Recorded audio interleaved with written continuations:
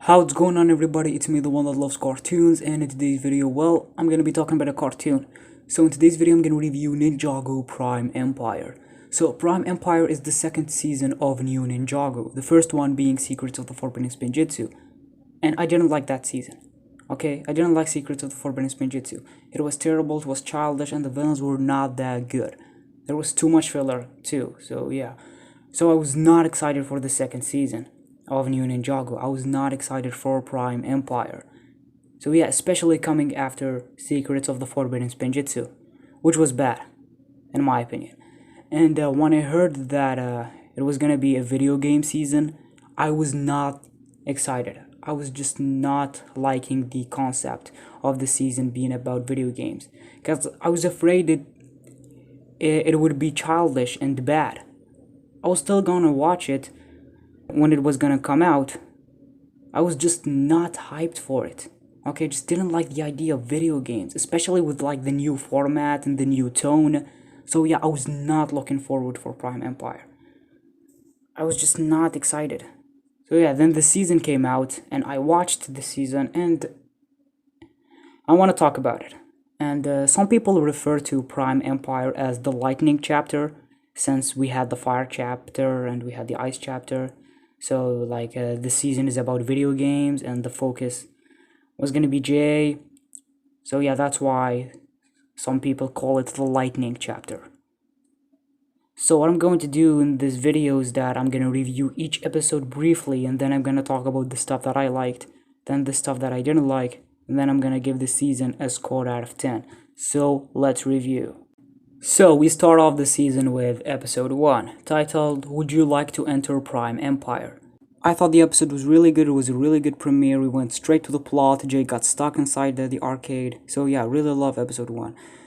We go to episode 2, Dire Island. I really love the episode. The ninjas didn't find Jay. They went to Dire. Dire wasn't there. And we learned that Dire is Unagami. So yeah, I really love the episode. We go to episode 3, level 13. Also a good episode. We get to see Borg again, the white ninjroids. Yeah, and the ninjas reached level 13 and they went inside the game. So yeah. We go to episode 4, Superstar Rock and J. We get to see inside Prime Empire. We get to see the League of J and how Prime Empire works. I just love the episode. And then we get to meet Scott. So yeah, a really good episode. I love how Prime Empire looks. We go to episode 5, I Am Okino. I thought the episode was okay, like it wasn't that good or amazing, but I like the character of Okino. But yeah, just an okay episode. We go to episode 6, titled The Glitch, and this one is the best episode yet. I just really loved it, and Okino learned that he was in a video game, and they did a good job with his character in this episode. We go to episode 7, The Cliffs of Hysteria, also a good episode, not as good as the previous one, but still a good one, and we learned about Unagami's plan in this episode. We go to episode 8, The Maze of the Red Dragon. I really love this episode. It's the conclusion of Okino's arc. The ninjas defeated the Red Dragon, and Okino went on his own journey. Just loved the episode. Prime Empire is doing good so far. We go to episode 8, One Step Forward, Two Step Back. The Wu and Zane and Pixel stuff in the beginning was good, but the rest is just okay. The dance stuff is just okay. So yeah, the episode is just okay, guys. It's not good, it's not bad, it's just mediocre. So episode 10, Racer 7. It was a good episode. Okay, we get to see the ninjas prepare for the race, and Racer 7 was a good character, and just yeah, loved the episode and how she joined them at the end. So a good episode there. So we have episode 11, The Speedway 5 Billion. I really enjoyed the episode. The race was just fun. Yeah, just a really good episode. We go to episode 12, Stop, Drop, and Side Scroll. So this continues after Cole and Kai died. The ninjas are continuing without them. So yeah, enjoyed the episode. And the Lloyd and Harumi fights, I just also enjoyed that. I will talk about it later. But yeah, the episode is just really good. So episode 13, Ninjago Confidential. So it's a black and white episode. A lot of TV shows did the black and white format, so it's time for Ninjago to do it, especially with the 11-minute format. So I enjoyed the episode. I liked how Zane was out of character and narrating. I thought that was funny. And we found out Dire and that he was not Unagami. Really enjoyed this episode. I really like it. we jump to episode 14, The Prodigal Father, and I just really loved this episode. They handled Dai pretty well, and his relation with Pixel, I just loved it in this episode. And the mechanic was building the portal to bring Unigami. So yeah, this episode was like a setup to the finale. So yeah, really love this episode. So now to episode 15. So Lloyd and Jay are continuing without Lloyd because he died during the fight with Harumi. So Nia died too. They faced Unigami, and yeah, Jay and Unigami got out of the game. I just really loved this episode. Just was really good and made me excited for the finale. So we go to episode 16. Game over, the season finale. The episode was epic. It was really good. I just loved the fight between Jay and Unigami, and it just was a good finale, okay? I really love the episode. It was so good. So let's talk about the stuff that I liked in this season. So first is the season premiere. It was good. It was good to see a good season premiere. This is how you start a season, okay? Unlike Secrets of the Forbidden Spinjitzu, which started with Wasted True Potential, an episode that had nothing to do with the actual story, except for Zane's vision, but yeah. I liked how the season started, and I liked how mysterious Unigami was in the beginning, and it was good to see Cyrus Bork back in the show, and he didn't just appear for a quick cameo, like he did in March of the Oni. He actually played a role in the season in episode 3, level 13, and I liked that, and I liked that. And it was good seeing Captain Soto back, and we get to see the white ninjroids from Skybound. So I like that the mechanic played a major role in this season, because the only time we saw the mechanic was in season 6 and season 8, and Secrets of the Forbidden Spinjitzu. But this is the first time seeing him play a major role. So that was good, and I liked how Prime Empire looks. It's so digital. I liked the animation and the background and just the feel of it, and how unique everything is. I just love how everything is designed in Prime Empire. Like in Terra Karana, when Okino is moving a rock, you can see the sand. It looks like cubes and all. So yeah, good details there. And just I love the backgrounds and all that.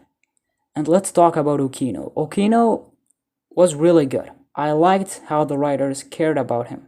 They gave him 4 episodes dedicated to him, which is really good. I liked how he was sad when he found out about Terra Karana and that it's just a game, and that he's not real. I really liked that, and I liked that moment that he had with Unigami when Unigami froze the game.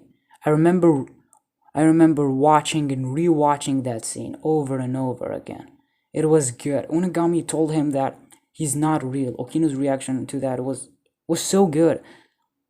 I liked how you can see that he was very sad. He was very sad about it. And Unigami told him to betray the ninjas and not helping them, and Okino had to choose, but Okino chose to help the ninjas. So yeah, and he chose to not be a samurai and guide the players, and he went to find his own adventure. The conclusion was so good. I gotta say, I felt sad for Okino. He wanted to see the real world, but he chose to help the ninjas, and he stayed behind. It was sad, but yeah, Okino was really good. And Racer 7, she was fine, but she didn't have much developments like Okino. She only had 2 episodes. But yeah, I liked how she broke her own programming and won the race. So yeah, speaking of the race is really good. I really enjoyed it. And when I was watching the Speedwave episode, I knew that Kai and Cole were gonna die in this episode. I was on the edge of my seat, because from the trailers, they showed to us a lot of Lloyd, Jay, Nia moments, and Cole and Kai were not there. So I was like, oh man, they are gonna die in this episode. I felt that it was gonna happen. I was on the edge of my seat. So I liked that race. So we go to Scott, and he was fine. He was overhyped in my opinion. I mean, he came in 2 sets of Prime Empire. One of the sets is dedicated to him. And he was in the Prime Empire shorts, which are canon. But in the actual season, he didn't play a big role. He was mainly hiding in the garage until he decided to go and distract the Red Visor so the other ninja could escape. And I gotta say, I liked his death scene when he was shot by the Red Visors. I mean, he was stuck in the game, hiding for 30 years, and when he finally decided to be a hero, he died and he got cubed. And I like the references to other games in the season, like the loot box was a reference to Mario Kart. Well, Mario Kart is not the only game that uses loot boxes, but yeah, I played a lot of Mario Kart, so I like the loot box thing. And you also have that little creature who was jumping in the episode Stop, Drop, and Side Scroll. And I'm sure that was a reference to the Goombas from Mario Bros. And other Mario games. So yeah, I like those references. And Terra Corona kind of looks like Minecraft. To me, I just want to look at it, kind of feels like Minecraft. So you have that too, I guess. I also liked the callbacks to previous Ninjago seasons, like the League of J, with each of them wearing different suits. Like one is wearing the original suit, one is wearing the Season 8 suit, one is wearing the tournament suit, using Jay's young face. So, like, bro, if the Ninjago crew didn't care, I'm pretty sure they would have used Legacy Tournament Jay with his movie face just to promote his minifigure from the Legacy sets. But they didn't do that, and I really like that. They use his classic tournament suit with his young face. And also, the thing that blew my mind is that they bring Erjitsu back. Well, not the actual Erjitsu, but yeah, and they remembered it. Like, wow, because after season 7, they didn't mention Erjitsu, and they never used it. They ignored it. It was like never mentioned.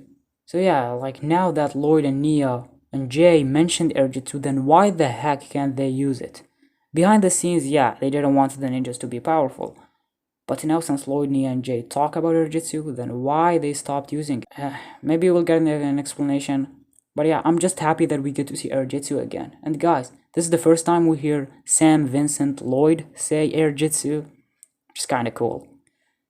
And this season has a lot of action scenes, and I enjoyed those fight scenes. DHX did a great job with fight scenes. Like in Secret of Forbidden Spinjitzu, the fights were really good. And yeah, even in this season, we had the ninjas fighting the Red Visors when they were climbing the cliff, and I liked that fight. And I also liked how when Cole was falling, he said, "Oh, not again." Okay, it was a reference to his fall in season 10. So yeah, I really like that. I really like the way Cole said it. Like he was tired of falling. Well, the real fall is coming, Cole. The real fall is coming. And Lloyd versus Harumi. Oh my god. I said I will talk about it later, and now I'm gonna talk about it. I was spoiled by Harumi's return. Like, I was spoiled by it through... I knew that it was gonna happen because of a YouTube thumbnail. Like when I was on YouTube, I found a YouTube thumbnail, they showed Harumi, so yeah, I was spoiled by it. But I wasn't spoiled by the fight itself, and the dialogues and all that, so it still surprised me. So when I was watching Stop, Drop, and Side Scroll, I was on the edge of my seat because I knew that fight was gonna happen in that episode. Like, Lloyd and Harumi's relation is so messed up. Like, I was kind of worried and all that, because I didn't want to see Lloyd suffer again, okay? He had enough in the Oni trilogy. So I was just on the edge of my seat. Like, when I was watching Stop, Drop, and Side Scroll, I was waiting for that fight. And well, that fight didn't disappoint. I liked Lloyd's first reaction when he saw Harumi. He didn't know what to say. He was so confused, and she started beating the hell out of him. And Lloyd didn't want to fight her, and she told him why he didn't save her, and I think she was referring to her death in episode 92. And Lloyd was just sad, but he started fighting back, and she told him that she's sorry, and that if they could have another chance and all that. And he asked her to, like, make sure if she's the real Harumi. He asked her what they did when they went out alone at night, and she said watching the sunset, which made Lloyd sad. I liked his reaction when she had the wrong answer. You can see that moment between Lloyd and Harumi when they went to give food to the poor. You can see that moment meant so much for Lloyd. It was his first moment with Harumi. So when Harumi had the wrong answer, Lloyd was just sad. I loved it. You can see that he kind of wished she was the real Harumi. I like that despite Harumi died and hunted, Lloyd still has feelings for her, even though she betrayed him. So yeah. And then Lloyd defeated her and they both died. Oh god. Lloyd's death is my favorite death in this season. And in my opinion, it's better than Kai, Cole, Nia, and Scott's deaths. And also, I was surprised that Unigami turned out to be nobody. He was the game itself, because when Zayn and Pixel saw that picture with Dyer and his friend, I was like, bro, Dyer's friend is Unigami. I thought that Dyer's friend is Unigami, and I was pretty sure of myself. And I was even more sure when Zayn and Pixel met Dyer's friend, and he told them to go to that place, to that arcade. Because when Zayn and Pixel went there, the mechanic showed up, so I was like, Tony is Unigami. He set up the trap to Zayn and Pixel, because the mechanic was waiting there. So I was sure of myself that Tony is Unigami. So I was surprised when we found out that Unigami is nobody. He is the game, and not a person controlling him. And Melton Dyer is a really good character. I liked that his arc in the season is to understand that robots like Pixel or digital beings like Unigami are alive, and they have feelings. And there is no big difference between them and between humans. Dyer finally understood because of Pixel, because he saw how she reacted and how she was worried about Zayn and Master Wu. And Pixel was very good in this season. She had a big role, and I really liked that. The writers handled Pixel pretty well, and Unigami was a good villain. I like that he's not just a villain that wants to rule or conquer Ninjago. He's not even a villain. He is just confused. He was abandoned by his maker, and he wanted to find him, so you can understand why he abandoned him. He was a good villain.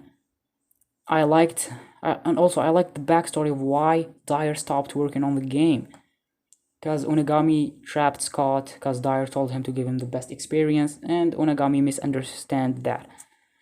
misunderstood what Dyer told him, and he trapped him inside the game.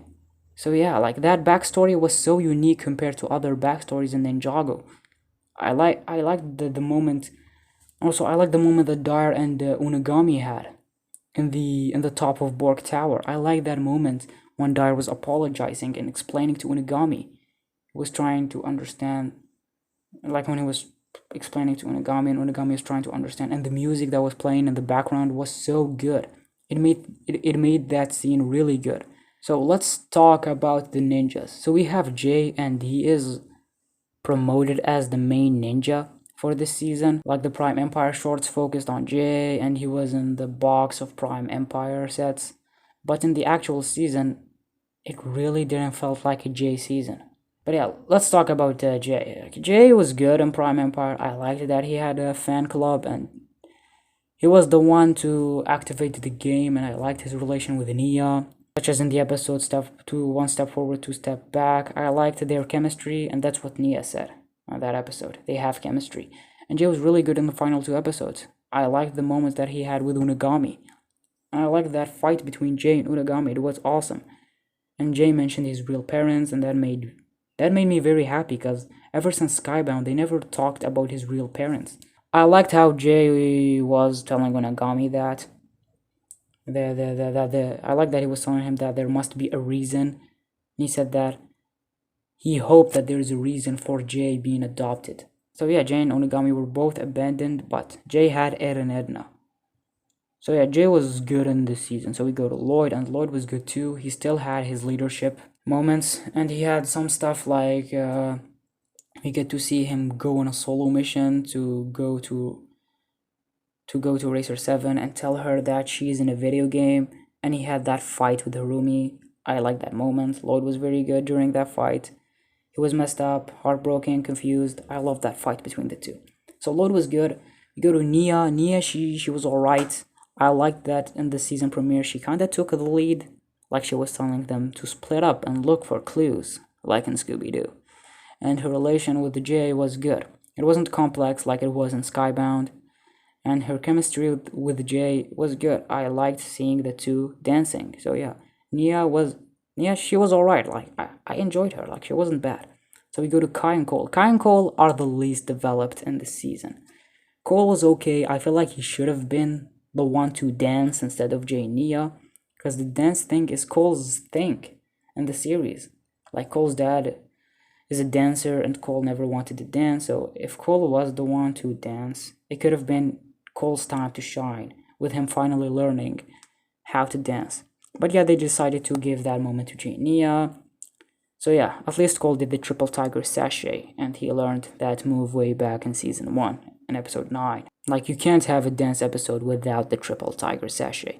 So yeah, Cole was just okay, he didn't have much going on. So yeah, so we go to Kai, and Kai was okay too. He also didn't have much going on for him. So yeah, Kai and Cole didn't have much going on, and they were the first one to die in the game. And Zayn, like, I thought Zayn was good. Like, so now let's talk about the stuff that I didn't like in the season. So what I didn't like in the season is what they did with the ninjas as well. I didn't hate the ninjas. They were fine, but bro, they really didn't have anything going on. They didn't have much development. They were two-dimensional characters. Like, even Jay, who was supposed to be the main character, he didn't have much. The only episodes that focused on Jay were episode 1, One Step Forward, Two Step Back, and the 2 final episodes. Like, and even in these episodes that Jay was focused on, they didn't do much with him. They didn't have much. They didn't have an arc or big developments. Like, Okino had more than the ninjas. Not screen time, but I'm talking about development. They didn't had that much. Well, yeah, Lloyd and Jay had some. I mean, Jay mentioned that he was abandoned by his real parents, but it happens at the end of the season. They give that moment to Jay at the end of the season. If the whole season was about him feeling sad because he was abandoned and trying to know why, then that would have been awesome. But they didn't do that. They gave him that moment until the ending. Their goal was to stop Unagami, and that's it. And also, this season was the perfect season to show us where the ninjas got their new suits, which are the Digisuits. Because when the season started, they were wearing their suits from the previous season. So we all expected to see an explanation. Well, yeah, we know that they got their suits from Prime Empire, but we didn't see it happen. It was off screen, and also in the episode I Am Okino, the ninjas know about the 3 katanas, they know about Unagami's temple. It all happened off screen, which I really didn't like. And also, you're telling me that no one won the race and got the katana until the ninjas came? Like, what? Scott was trapped for 30 years, and then many people entered the game too. So you're telling me that no one won the race? No one won the speed wave until the ninjas came? Also, my other problem is how stupid it is for people to get trapped inside the game. You think that as soon as they reach level 13, the arcade will suck them inside. But no. The arcade just opened and they entered by themselves, which is really dumb. Why did they went inside? They had a choice. They were not forced. Also, even like Scott when he was playing, he saw it open, is like, cool, and then he went inside. Like, what? And then he was like, in the season I was trapped for 30 years. He wanted to go there. Like, also, the way Pixel found Milton Dyer just annoyed me. Like, she found him by luck, okay? She said Video Game City, and then the arcade was like, the password is correct, it's Video Game City, and the arcade opened, and she found Dyer. Like, what? All it took is for Pixel to start talking to herself, like Zayn did, and boom, she found Dyer.